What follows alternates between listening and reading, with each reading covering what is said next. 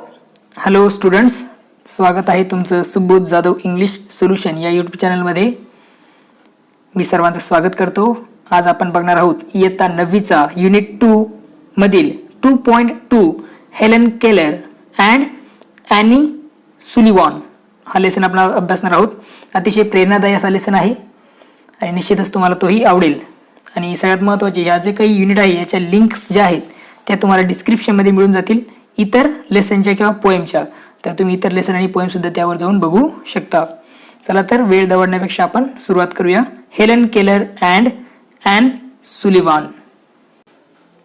Helen Keller and Anne Sullivan हा lesson आपण बघतोय. सुरुवातीलाच एक सुविचार आहे बघा. Knowledge is love and light and vision. हे ज्ञान, नॉलेज म्हणजे काय? ज्ञान. ज्ञान काय तर प्रेम, लाईट म्हणजे प्रकाश आणि विजन, विजन म्हणजे काय तर दृष्टी. म्हणजेच ज्ञान हे काय तर प्रेम, त्यानंतर प्रकाश आणि दृष्टी आहे, असं हेलन केलरचं मत आहे. चला तर मग सुरू करूया आपल्या लेसनला.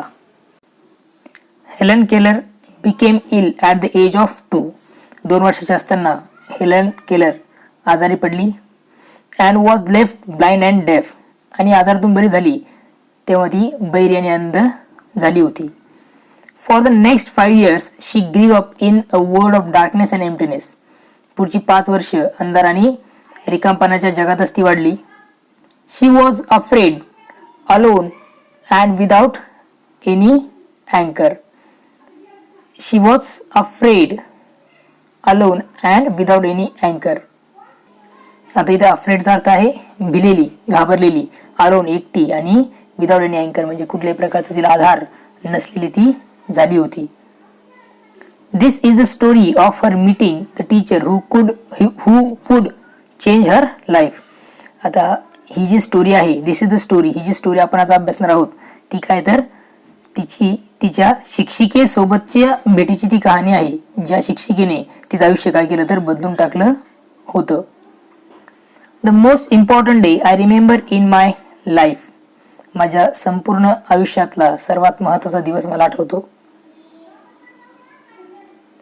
I remember in all my life is one on which my teacher Anne Manfred Sullivan came to me. ज्या दिवशी माझी शिक्षिका ॲन मॅनफ्रेड सुलिव्हन माझ्याकडे आली होती. I am filled with wonder when I consider the immeasurable contrast between the two lives which it connect. Immeasurable contrast म्हणजे अशी खूप मोठीशी, जी मोजता येण्याची अशा प्रकारची तफावत त्यांच्या दोघीच्या आयुष्यामध्ये होती, परंतु which it connects. ओके, म्हणजे आपण असं याचा अर्थ घेऊ शकतो किंवा दोघींच्या आयुष्यात आमापाशी तफावत पाहता ती कशी जुळून गेली याचंच तिला आश्चर्य वाटत आहे. It was the 3rd of March 1887. तो दिवस होता 3rd March 1887चा. 3 months before I was 7 years old. 7 वर्षाची ती होण्याच्या 3 महिने आधीचा ही वेळ होती. On the afternoon of that eventful day, I stood on the porch, dumb and expectant. तो प्रसंग घडला त्या दिवशी मी पोर्चमध्ये निशब्दपणे आणि काही अपेक्षेने उभी होती. कोण? Annie Sullivan. I guessed vaguely from my mother signs and from the hurrying to and fro in the house that something unusual was about to happen. So I went to the door and waited on the steps. याचा अर्थ होतो की आईच्या खानाखुना आणि घाईघाईने घरात इकडे तिकडे फिरणं यावरून मला असा अस्पष्ट अंदाज आला होता की काहीतरी नेहमीपेक्षा वेगळं घडणार आहे, आणि म्हणून मी दारापाशी गेले आणि पायऱ्यांवर थांबले. I went to the door and waited on the step. मी दाराजवळ गेले आणि पायऱ्यांवर थांबले. The afternoon sun penetrated the mass of honeysuckle that covered the porch and fell on my upturned face. The afternoon sun penetrated म्हणजे दुपारचं जे ऊन होतं. पेनिट्रेटेड म्हणजे आत शिरणं, ओके, मध्ये येणं. Penetrated the mass of honeysuckle that cover the porch and fell on my upturned face. त्याचा अर्थ आपण घेऊ शकतो की दुपारची ऊन जे हनीसेकलला मराठीत म्हणतात मोहळ, जे काही हनीसेकल वेलींच्या जाळ्यामधून आत शिरलं होतं आणि माझ्या उजळलेल्या चेहऱ्यावरती पडत होतं. माय fingers lingered almost unconsciously on the familiar leaves and blossoms which had just come forth to greet the sweet southern spring. आता इथे लेखिका म्हणते की माझी जी बोटं होती ती काय झाली तर हळुवारपणे काय झाली तर नुकत्याच उमललेल्या पानांवर आणि मोहरावर माझी बोटे अजाणतेपणे रेंगाळली होती. कशासाठी तर दक्षिणेकडील जे की गोड वसंत आहे त्याचं स्वागत करण्यासाठी. जो काही गोड असा वसंत आहे दक्षिणेकडील साऊथर्न स्प्रिंग, त्याचं स्वागत करण्यासाठी. I did not know what the future head of Marvel or surprise for me. माझ्या भविष्यात कोणते नवल किंवा मग आश्चर्य दडलेले आहे हे मला ठाऊक नव्हते, म्हणजे तिला ती माहिती नव्हतं. अँगर and bitterness has preyed upon me continually for week and a deep languor had succeeded this passionate struggle. याचा अर्थ होतो की कितीतरी आठवडे मी काय झाले होते तर राग, कटुता किंवा कडवटपणा यांची शिकार झाले होते आणि त्या तीव्र संघर्षाचा परिणाम म्हणून एक प्रकारचा मला थकवास आला होता. Have you ever been at sea in a dense fog when it seemed as if a tangible white darkness shut you in and the great ship, tensed and anxious, grasped her way toward the shore and plummet and sounding line, and you waited with beating heart for something to happen? Have you ever been at sea in a dense fog? तुम्ही कधी समुद्रात दाट धुका असताना गेला आहात का? When it seemed as if a tangible white darkness shut you in, असं वाटतं जणू त्या स्पर्श करता येईल अशा पांढऱ्या शुभ्र अंधाराने तुम्हाला काय केलं तर आत बंदिस्त करून ठेवलं आहे. शट यू म्हणजे त्याला बंदिस्त करणे. अँड आणि the great ship, tense and anxious, groped her way towards the shore. आणि एखादं मोठं जहाज तणावपूर्ण आणि अस्वस्थ अशा प्रकारे किनाऱ्यासाठी ते चाच पडत आहेत. ग्रॉप्ड हर वे म्हणजे काय तर एका सरळ रेषेत, sounding line, plummet with sounding line, with plummet and sounding line म्हणजे काय सरळ रेषेत ते काय तर चार पडत आहेत कशाकडे, किनाऱ्याकडे जाण्यासाठी. And you waited with beating heart for something to happen. आणि तुम्ही वाट बघत आहात कशाची तर धडधडत्या हृदयाने काहीतरी घडण्याची तुम्ही वाट बघत आहात. I was like that ship before my education begin. माझे शिक्षण सुरू होण्यापूर्वी मीही त्या जहाजासारखीच होते. Only I was without compass and sounding line. Only I was without compass and sounding line.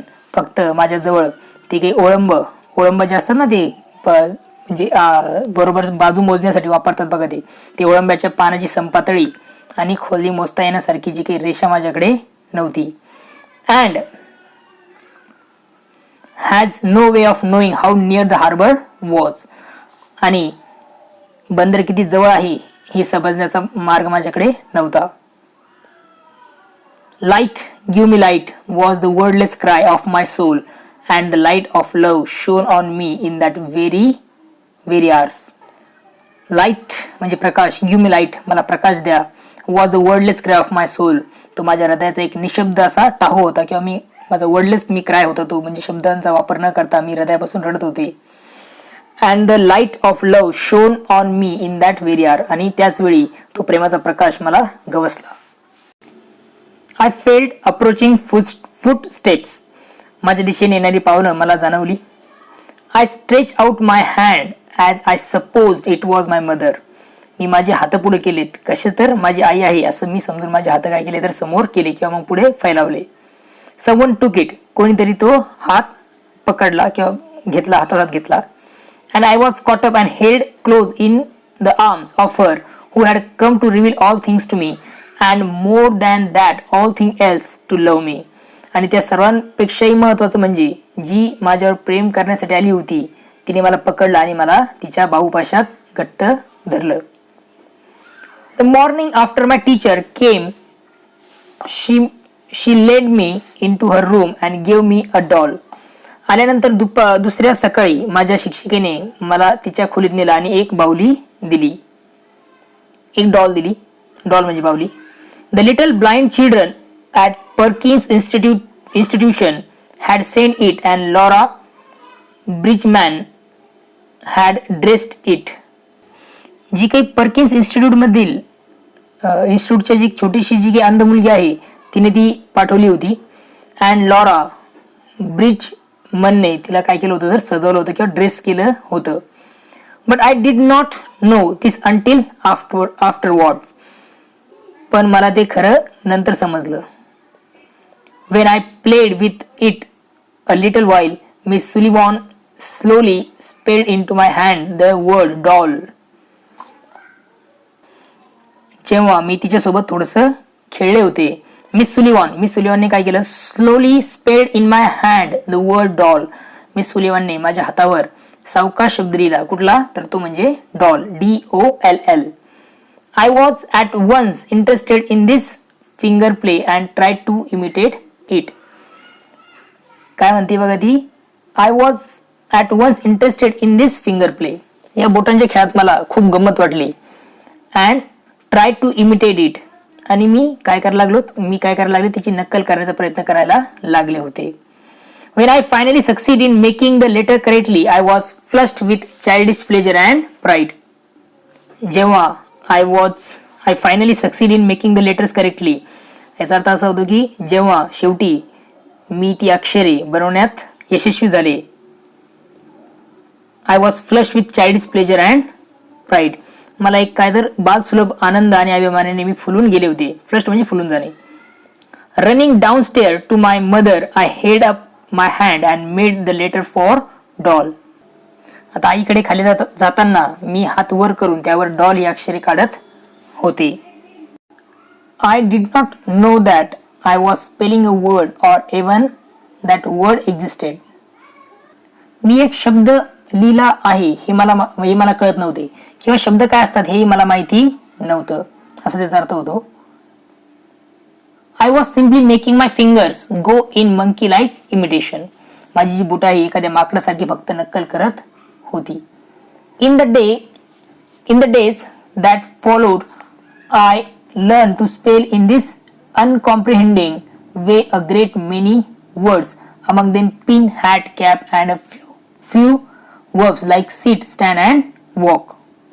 In the days म्हणजे दिवसामध्ये that followed ते फॉलो करताना किंवा नकळत्या मार्गाने I learn to spell in this uncomprehending way a great many words. या मार्गाने मी काय करत होते तर अजाणतेपणी मी खूप शब्द लिहू लागले. त्यामध्ये among them पिन, जसं पिन हा शब्द, hat, cup and few verbs like, आणि काही वर्ब सुद्धा म्हणजे क्रियापद सुद्धा ती लिहित होती. कुठले बघा ते, सीट, स्टँड आणि वॉक. सीट म्हणजे बसणे, स्टँड म्हणजे उभे राहणे आणि वॉक म्हणजे चालणे. अशी क्रियापद ती लिहू लागली होती. But my teacher had been with me several weeks before I understood that everything has the name. आणि अर्थातच पण प्रत्येक गोष्टीला वाव असते हे कळण्याआधी कितीतरी आठवडे माझी शिक्षिका माझ्या बरोबर होती. I understood that everything has a name म्हणजे प्रत्येक गोष्टीला काहीतरी नाव असतं हे समजण्यासाठी ती शिक्षिका कित्येक आठवड्यापासून माझ्यासोबत होती. One day while I was playing with my new doll, Miss Sullivan put my big rag doll into my lap, also spelled DOLL, and tried to make me understand that DOLL applied to both. DOLL means doll, applied to both. एका दिवशी काय झालं, मी माझ्या नवीन बावरीशी खेळत होते. I was playing with my new doll. Miss Sullivan put my big rag doll into my lap. तर सुलिव्हननी काय केली, माझी मोठी चिंध्याची जी बावली आहे ती पण माझ्या मांडीवर ठेवली. अँड स्पेल्ड आणि स्पेलिंग तिने लिहिली काय, DOLL. And try to make me understand that DOLL applied to both. आणि मला ती समजून सांगण्याचा प्रयत्न करत होती की दोन्ही जे शब्द आहेत, दोन्ही ज्या गोष्टी आहेत त्या काय तर डॉलच आहेत, किंवा दोन्हीसाठी डॉल हाच शब्द असतो. Earlier in the day we had a tussle over the word mug and water. त्या दिवसाच्या आधीपासून माझ्यामध्ये आणि त्या सुलिव्हनमध्ये मग आणि वॉटर या शब्दांवरून आम्ही चांगली काय चालू होती तर धडपड चालू होती दोन्ही शब्द समजून घेण्यासाठी. Miss Sullivan had tried to impress it upon me that mug is mug and that water is water. आता मिस सुलिव्हन मग म्हणजे मग आणि वॉटर म्हणजे वॉटर हे मला समजावण्याचा प्रयत्न करत होती. But I persisted in confounding the two. परंतु मी त्या दोन्हीचा गोंधळ, दोन्हीत काय सारखा सारखा गोंधळ करीत होती. कोण गोंधळ करत होतं तर Helen Keller. In despair she had drop the subject for the time only to renew it at the first opportunity. Despair म्हणजे हताश. हताश होऊन तिने काय केला, तो विषय थोडासा बाजूला ठेवला किंवा मग तो सोडून दिला आणि काय केलं तर only to renew it at the first opportunity, फक्त तो पुन्हा नव्याने सुरू करण्याची ती संधी मिळेपर्यंत. I became impatient at her repeated attempt and seizing the new doll I dash it upon the floor. आता आय बिकेम इम्पेशंट म्हणजे काय अस्वस्थ. मी काय झाले तर अस्वस्थ झाले. ॲट हर रिपीटेड अटेम्प्ट, तिच्या पुन्हा प्रयत्न केल्यामुळे मी काय झाले तर अस्वस्थ झाले. And seizing the new doll I dash it upon the floor, आणि जी काही नवीन बाहुली होती ती मी पकडून काय केली तर जमिनीवर आपटली. I was keenly delighted when I felt the fragment of the broken doll at my feet. आता मोडलेल्या तुटलेल्या बाहुलीचे तुकडे ज्यावेळेस माझ्या पायाजवळ पडले तेव्हा मला खूप मोठी मजा मिळाली किंवा मला खूप मजा वाटली. Neither sorrow nor regret followed my passionate outburst. आणि इथे ती काय म्हणते की माझं जे की माझ्या त्या उद्रेकानंतर दुःख किंवा पश्चाताप अशा कोणत्याच भावना मला शिवल्या नाहीत. म्हणजे कुठल्या गोष्टी तिला पश्चातापही झाला आणि तिला दुःख सुद्धा वाटलं नव्हतं. I had not loved the doll. आता इथं अशी ती म्हणते की मला बाहुल्या काय होत नाही, मला ती बाहुली आवडली नव्हती. I had not loved the doll. In the still dark world in which I lived there was no strong sentiment or tenderness. In the still म्हणजे त्या निश्चल म्हणजे कुठल्या प्रकारचा फरक होणार नाही. डार्क वर्ल्ड म्हणजे अंधाऱ्या अशा जगामध्ये विच आय लिव्ड देअर, जिथे मी राहते, there was no strong sentiment or tenderness, तिथे काय तर भावुकता किंवा हळवेपणा तिथे नव्हताच. I felt my teacher swept the fragment to one side of the hearth and I had a sense of satisfaction that the cause of my discomfort was removed. I failed my teacher swept the fragment of one side of the hearth. hearth म्हणजे शेकोटी. माझ्या शिक्षिकेने काय केलं तर जे जे काही तुकडे आहेत त्या बाहुलीचे ते काय केलं तर शेकोटी जवळ काय केलं तर जमा केले. एका बाजूला ते गोळा केलेले मला जाणवलं, म्हणजे तिला ते समजलं. आय फेल्ड मला समजलं की ते तिने काय केलं तर एका बाजूला शेकोटी जवळ जमा केले आहे. And I had a sense of satisfaction that the cause of my discomfort was removed. आणि माझ्या अस्वस्थतेचे कारण दूर झाल्याचे मला समाधान मिळाले होते. त्यानंतर काय दिलं बघा. She brought me my hat and I knew I was going out into the warm sunshine. तिने मला माझी हॅट आणून दिली आणि माझ्या लक्षात आलं की मी बाहेर उबदार सूर्यप्रकाशात चालले आहे असं हेलन केलरला समजलं. This thought, if a wordless sensation may be called a thought, made me hop and skip with pleasure. This thought हा विचार, if a wordless sensation may be called a thought म्हणजेच निशब्द जाणवेला जर विचार म्हणायचे तर, made me hop and skip with pleasure आनंदाने उड्या मारण्यासारखंच मला ते वाटलं. म्हणजे हॉप म्हणजे उड्या मारणे. We walked down the path to the well house, attracted by the fragrance of the honeysuckle with which it was covered. याचा अर्थ आपण असं घेणार की हनीसक्कल वेलींनी आच्छादलेल्या वीर घराकडून येणाऱ्या सुगंधामुळे आम्ही तिकडे गेलो होतो. Someone was drawing water and my teacher placed my hand under the spot. कोणीतरी विहिरीतून पाणी काढत होतं आणि माझ्या शिक्षिकेने माझा हात जो आहे तो त्या पंप खाली धरला होता. अंडर द स्पॉट, त्या पंप खाली धरला होता. As the cool stream gushed over one hand she spelled into the other world water, first slowly then rapidly. ते थंड पाणी जेव्हा काय झालं तर एका हातातून खाली पडत होतं ओके, हातात वाहू लागलं होतं. She spelled over the one hand, she spelled into the other the word water. तेव्हा दुसऱ्या हातावर तिने वॉटर शब्द लिहिला. फर्स्ट स्लोली, सुरुवातीला हळूवार सावकाशपणे, देन रॅपिडली, नंतर भराभर किंवा फास्टली तिने ते लिहिलं. आय स्टूड स्टिल, मी कशी होती तिथे, शांत उभी होती, मी स्तब्ध उभी होते. देन काय दिलं बघा, my whole attention fixed upon the motion of her finger. माझं जे सर्व लक्ष होतं ते तिच्या बोटांच्या हालचालीवर केंद्रित झालं होतं. Suddenly I felt a misty consciousness as of something forgotten, a thrill of returning thought, and somehow the mystery of language was revealed to me. अचानक काहीतरी अस्पष्टशी जाणीव मला झाली, काहीतरी विचार स्फुरल्यासारखं वाटलं आणि अशा रीतीने भाषेचं गूढ मला समजलं. म्हणजे तिला त्या गोष्टी कळाल्या की भाषा काय असते. Language was reveal to me, language मला काय झाली, जी काही लँग्वेज आहे, मिस्ट्री आहे लँग्वेजची, ती तिला उघड झाली. I knew then that water meant the word wonderful cool something that was flowing over my hand. I knew then, त्यानंतर मला समजलं की water mean the wonderful cool things, पाणी म्हणजे काय तर एक wonderful cool something that was flowing on my hand, म्हणजे माझ्या हातावर वाहणारं ते सुखद थंड काहीतरी, म्हणजेच काय तर पाणी होय किंवा मग वॉटर होय. That living word awkward my soul gave it light hope joy set it free. ते जे काही सजीव किंवा जिवंत असे शब्द आहेत त्यांनी माझ्या अंतकरणाला जागृत केलं.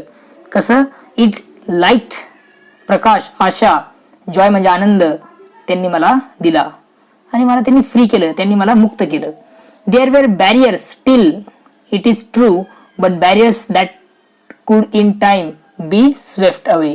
अजूनही अडथळे होते खरे, पण ते वेळोवेळी दूर करता येण्यासारखेच होते. I left the well house eager to learn, शिकण्याच्या ओढीने त्या घरातून मी निघाले.